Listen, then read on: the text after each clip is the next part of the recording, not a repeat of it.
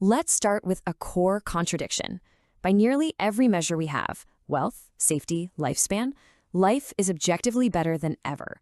And yet, so many of us feel a persistent sense of despair. So what's causing this system-wide disconnect?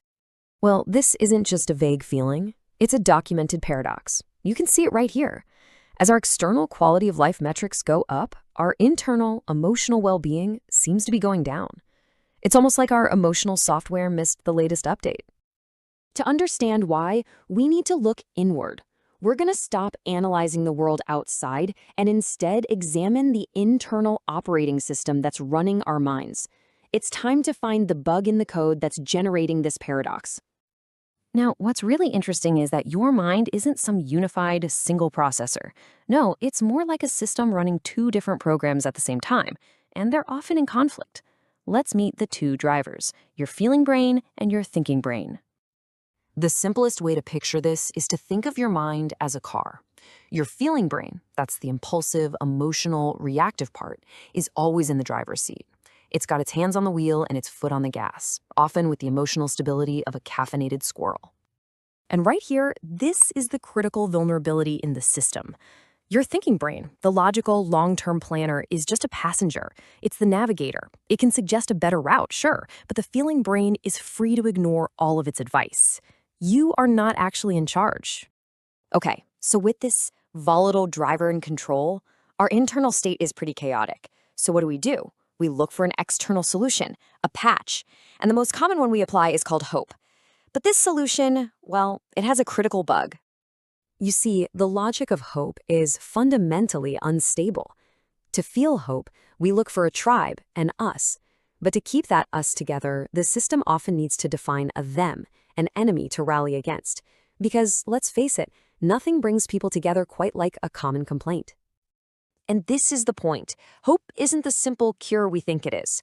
It's more like Pandora's box. When you open it, you don't just get the promise of a better future. You also unleash tribalism and conflict as byproducts. The patch becomes the problem.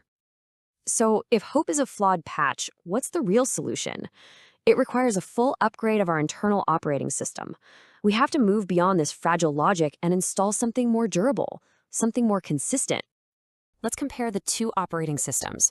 The default adolescent system is transactional. It's always trying to make a deal. I'll do this so I can get that. The upgraded adult system, however, is based on unconditional principles. It does the right thing simply because it's the right thing to do, regardless of the outcome.